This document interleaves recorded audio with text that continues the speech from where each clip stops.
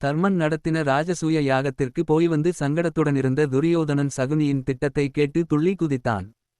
ராஜ தர்மப்படி சூதாட அழைப்பது தவறில்லை என்றான் சகுனி திருதராஷ்டிரரிடம். பாண்டவர்களை சூதாடழைக்க விதுரனை அனுப்புகிறார்கள். விதுரன் போயழைத்தால் மறுக்காமல் வருவார்கள். சகுனி நினைத்தபடி எல்லாம் சரியாக நடந்தது. நல்லவர்களும் அறிவாளியுமான பாண்டவர்கள் துரியோதனன் விரித்த வலையில் விழுந்துவிட்டார்கள். இதை பாஞ்சாலி சபதத்தில் பாரதி 4 உதாரணத்தால் சொல்கிறார். சூதாட அழைத்தவர் பெரியப்பா திருதராஷ்டிரன், கூப்பிட வந்தவர் சித்தப்பா விதுரன். வரமுடியாது என்று சொல்ல முடியுமா? நரி வகுத்தவலையினிலே தெரிந்து சிங்கம் நழுவி விடும். நரி பெரிய தந்திரசாலி, நரியை வளர்க்க முடியாது. சிற்றெரும்பால் யானை சாகும்.